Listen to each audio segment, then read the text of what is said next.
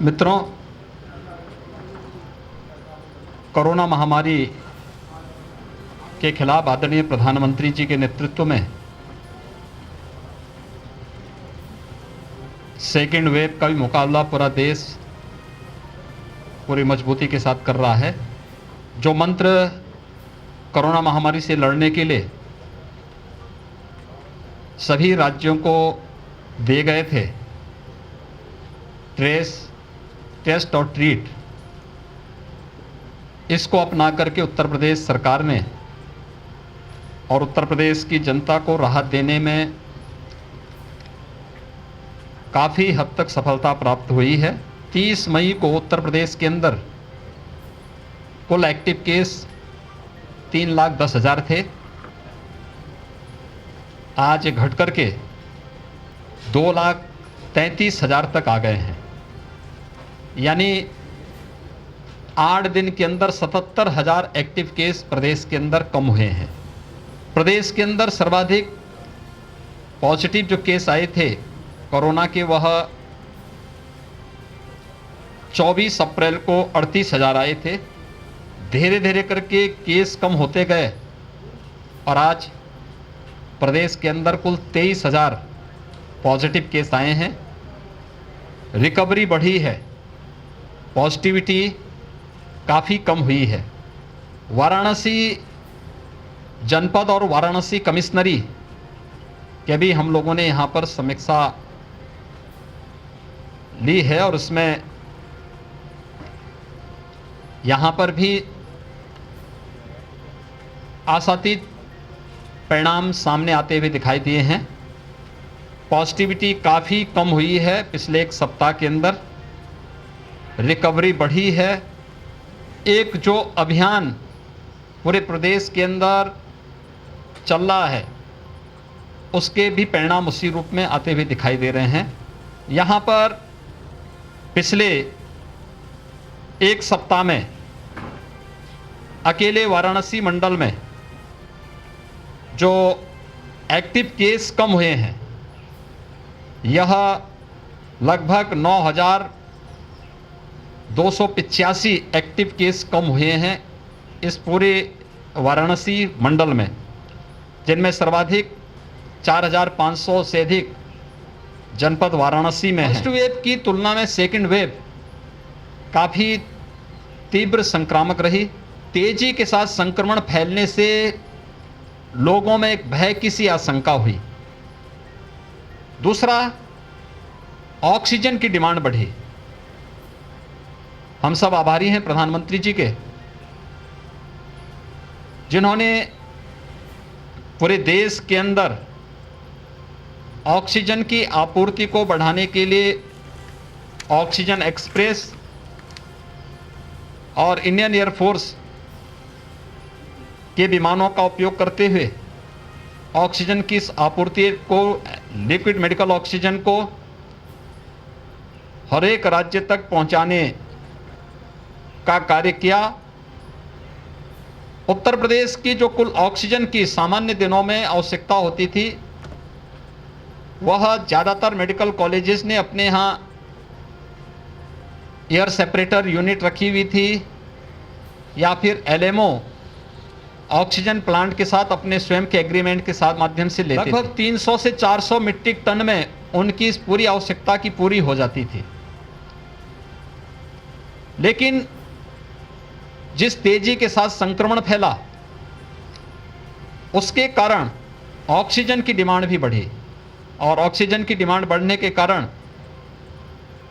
आज हम लोग ऑक्सीजन एक्सप्रेस के माध्यम से और एयरफोर्स के विमानों के माध्यम से प्रदेश के अंदर जो सामान्यतः ऑक्सीजन आती थी, उनके साथ ही 1,000 मीट्रिक टन ऑक्सीजन की आपूर्ति आज के दिन पर उत्तर प्रदेश के अंदर अलग अलग क्षेत्रों में करा रहे हैं, जिसमें ऑक्सीजन एक्सप्रेस के माध्यम से वाराणसी और आसपास के जनपदों की भी आपूर्ति हो रही है। हर एक स्तर पर संसाधन बढ़ाने के प्रयास हो रहे हैं। एक महामारी है और महामारी का मुकाबला जिस मजबूती के साथ किया जाना चाहिए, इसमें सरकार, समाज, सभी लोग मिलकर के जब प्रयास करेंगे तो उसके सार्थक परिणाम आएंगे। हमारे हेल्थ वर्कर्स बहुत अच्छा काम कर रहे हैं, कोरोना वॉरियर्स बेहतर कार्य कर रहे हैं। कोरोना से बचाव के लिए देश के अंदर 2 स्वदेशी वैक्सीन पहले ही लॉन्च की जा चुकी है और उसमें वैक्सीनेशन का कार्यक्रम भी युद्ध स्तर पर चल रहा है। एक तीसरी वैक्सीन के लिए भी भारत सरकार ने अपनी सहमति दे दी है।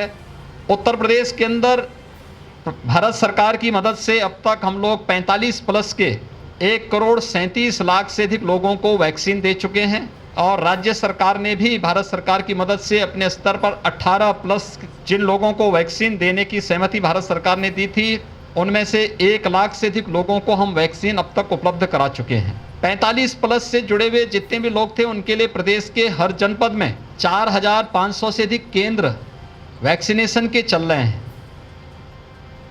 प्रारंभ में वैक्सीन की वेस्टेज की शिकायतें आ रही थी, प्रयास था इसे न्यूनतम स्तर तक पहुंचाने के लिए और आज इसे घटा करके 2 से 3% तक करने में सफलता प्राप्त हुई है। 18 प्लस का वैक्सीनेशन का कार्यक्रम उत्तर प्रदेश में 1 मई से प्रारंभ हुआ है। कल सोमवार से प्रदेश के 18 जनपदों में यानी 17 नगर निगम और गौतम बुद्ध नगर यानी 18 जनपदों में हम लोग वैक्सीनेशन के कार्यक्रम को कल से प्रारंभ करने जा रहे हैं। कल और प्रारंभ करने जा रहे हैं, जिनमें 7 पहले से थे, 11 नए बढ़ाए गए हैं।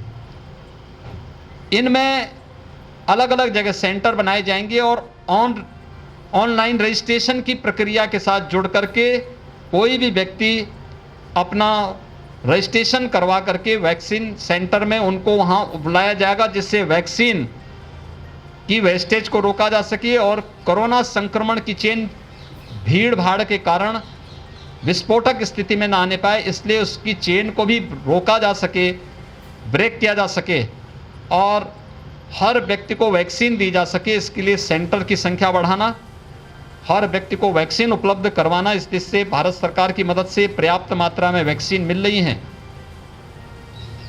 काशी इस समय जो सबसे बड़ा सेंटर है, यहाँ पे न केवल वाराणसी के लिए बल्कि पूर्वी उत्तर प्रदेश, बिहार और तमाम अन्य राज्यों के लिए बीएचयू का सुपर स्पेशलिटी जो सेंटर है आदरणीय प्रधानमंत्री जी के अनुकंपा से बनकर के तैयार हुआ और आज कोरोना उपचार का लेवल 3 लेवल का एक हॉस्पिटल के रूप में यह तमाम प्रकार की अमूल्य जानों को बचाने का काम कर रहा है।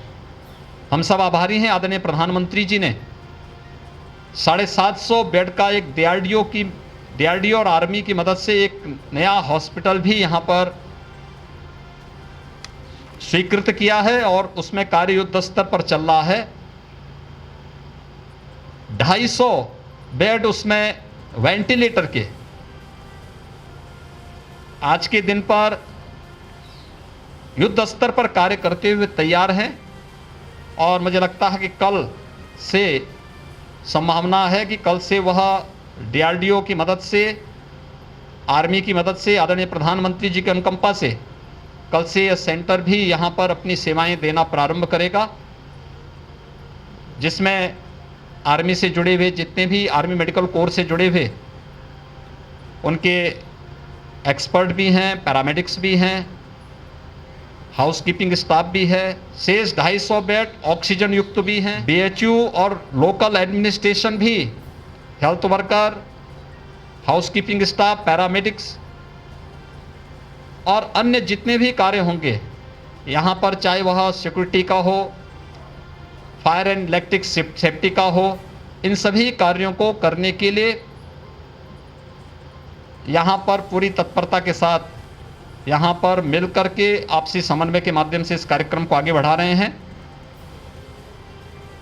कोरोना संक्रमण की इस सेकंड वेव को रोकने के लिए जो प्रयास हुए हैं उसके सार्थक परिणाम आते हुए दिखाई दे रहे हैं, लेकिन सतर्कता की आवश्यकता है और मेरी पूरी प्रदेशवासियों से अपील है कि केंद्र और प्रदेश सरकार अपने स्तर पर हर व्यक्ति को हर संभव प्रयास कर रही है, चाहे वह हॉस्पिटल में उपचार की सुविधा हो या होम आइसोलेशन में मेडिकल किट उपलब्ध करा करके उन्हें वहां पर कोरोना से मुक्ति दिलाने में योगदान देने, चाहे वो मेडिकल कंसल्टेशन की सुविधा उन्हें उपलब्ध कराने का हो, टेली कंसल्टेशन के माध्यम से निगरानी समितियां गांव-गांव में जाकर के स्क्रीनिंग का काम कर रही हैं, आरआरटी एंटीजन टेस्ट का काम कर रही हैं और उन्हें मेडिकल किट उपलब्ध कराने का कार्य भी इसके साथ ही संपन्न किया जा रहा है।